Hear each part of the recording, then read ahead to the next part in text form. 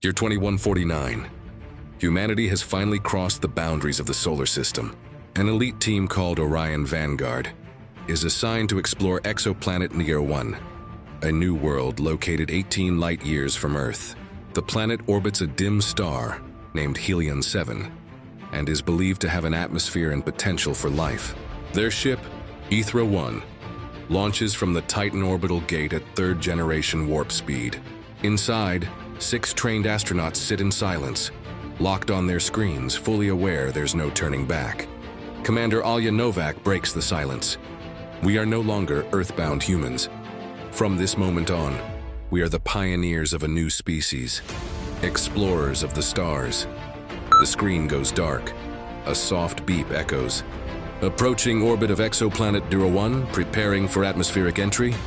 What they don't know is that this planet holds something that was never meant to be awakened.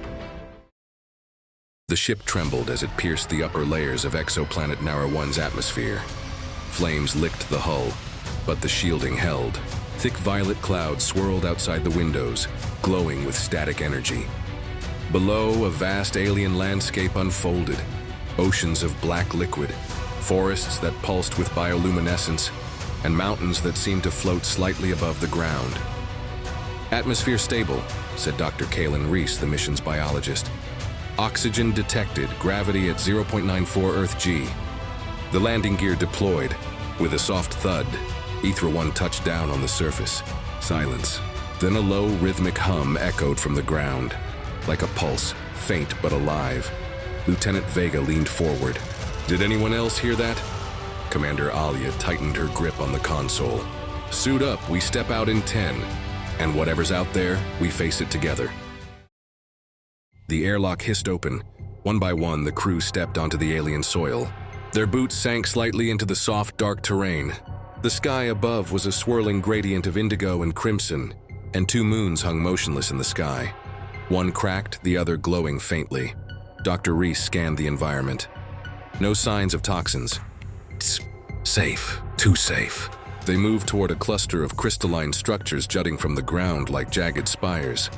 They shimmered as if alive, vibrating softly with that same low hum they heard earlier. Captain Alya raised her hand. "Hold." At the base of one crystal, symbols began to glow. Not random, not natural. A pattern, deliberate. "Commander," said Ensign Merrick, eyes wide. "These symbols, they're changing, reacting to us." The hum grew louder. The crystals brightened. Then, without warning, a beam of light shot into the sky, and the ground beneath them began to tremble. The ground split open beneath them, revealing a wide chasm that hadn't been there moments ago. Commander Alya shouted, "Fall back to the ship now!" But it was too late. A surge of energy erupted from the crystals, lifting the team off their feet. For a moment, time seemed to stop. Colors bled into each other, sounds slowed, and their bodies felt weightless, suspended between dimensions. Then it ended. They landed hard, but not where they had been.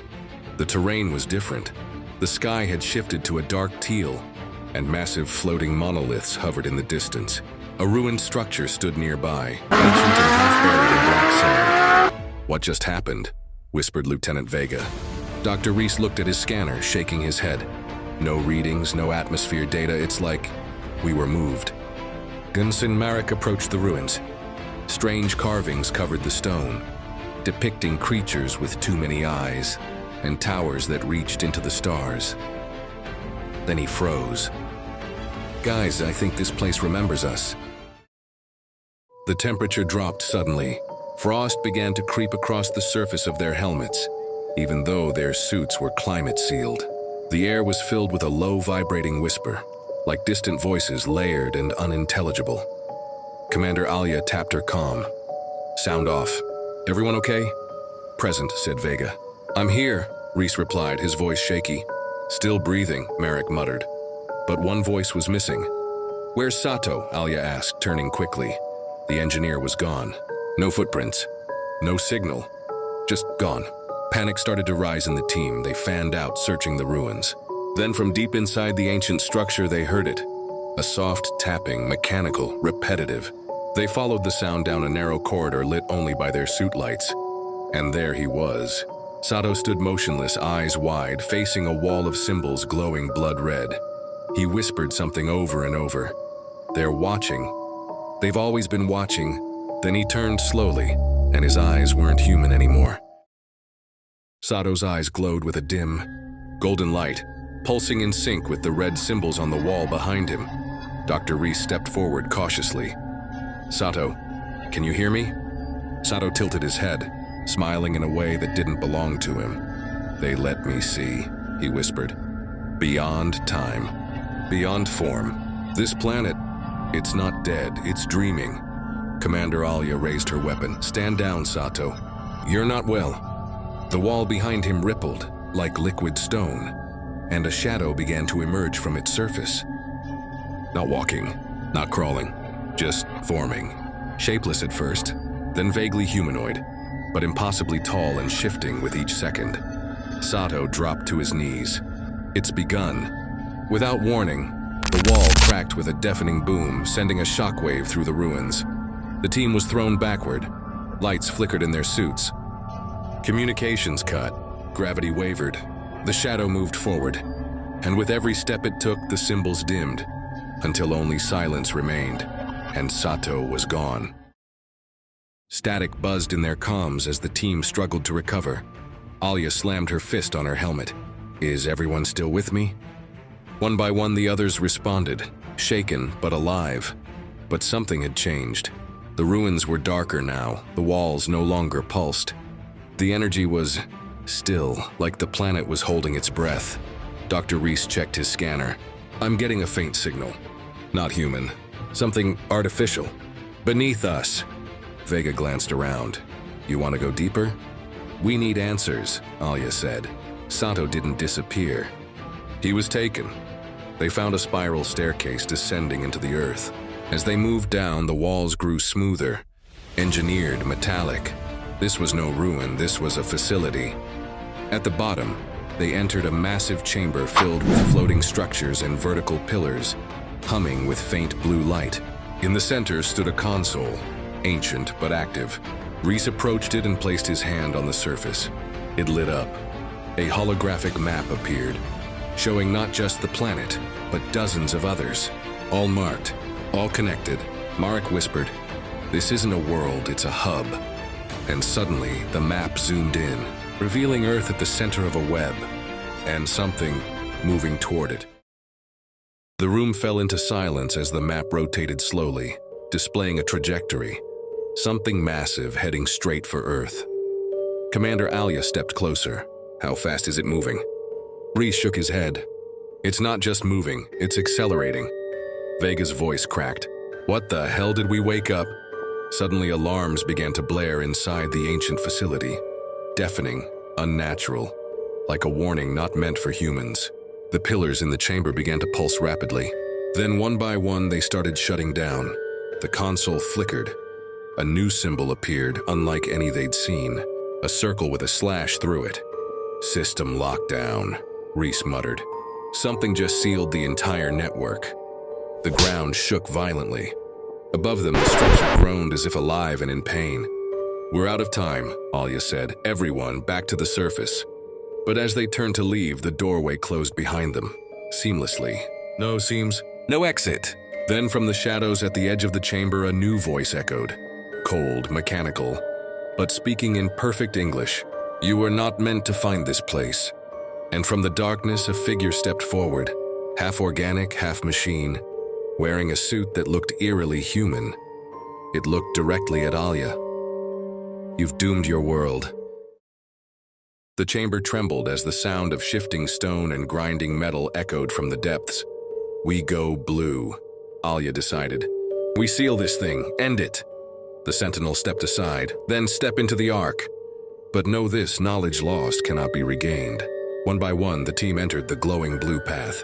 The moment they crossed the threshold, their bodies felt lighter, unmoored from time and space. Memories blurred, voices echoed. It was like walking through the edge of a dream. They emerged in a chamber unlike the rest, organic, warm, alive. At its center floated a black sphere pulsing slowly like a heart. Dr. Reese approached carefully. "This is it, the source." Above the sphere, holographic glyphs spiraled, forming complex equations and symbols that changed every second. They were beautiful and incomprehensible. Suddenly, the Sentinel's voice echoed again. "You must give something in return." "What?" Alia asked. "A memory, a bond, a part of yourself." The team looked at each other. Then Alia stepped forward. "If that's what it takes." She touched the sphere. A flash of light consumed them all. And in that instant, she remembered nothing. Not Earth, not her name, not why she had come. But the pulse stopped. Silence filled the chamber. The black sphere dimmed, its heartbeat gone. The spiraling glyphs faded into nothingness, and the tremors beneath their feet ceased. For the first time since they arrived, the planet felt still. But something had changed. Commander Alia stood motionless, her hand still on the now dormant sphere. Her eyes were vacant, stripped of memory, stripped of purpose. Dr. Reese stepped forward, gently pulling her hand away. "Alia, can you hear me?" She blinked. "Who's Alia?" Behind them, the Sentinel watched in silence. "The seal is complete," it said. "The cycle is broken. The gate will not open again." "But at what cost?" Vega asked quietly. "Memory is the thread of identity," the Sentinel replied, and she gave hers freely. The team led Alia back through the arc, the glowing path now dull and lifeless. When they reached the surface, the sky had changed, calm, clear, and eerily quiet. The ruins were gone, buried beneath the ground as if they never existed.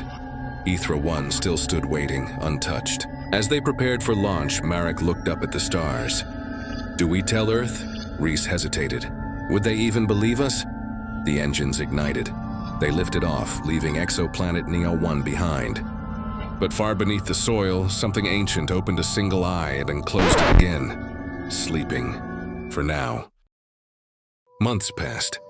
Back on Earth, the Orion Vanguard team became ghosts, cleared of their mission logs, sworn to silence, their memories fragmented by what the planet had taken. Only scattered dreams and strange visions remained. Alia wandered through the halls of the Orbital Recovery Center, quiet and distant. She didn't remember her name, but sometimes when the stars aligned just right, she'd feel a pulse in her chest, a soft echo, as if something was calling or watching. Dr. Reese filed secret reports trying to reconstruct the data, but the symbols made no sense anymore. Every equation ended in silence. The truth was buried. Exoplanet N remained off limits, hidden, protected until the signal returned. A faint ping from deep space, not a warning, not a cry, an invitation. The cycle was never broken, only delayed. And this time, someone else is listening. Subscribe now to Space Habitation for more stories beyond the stars. The unknown is just getting started.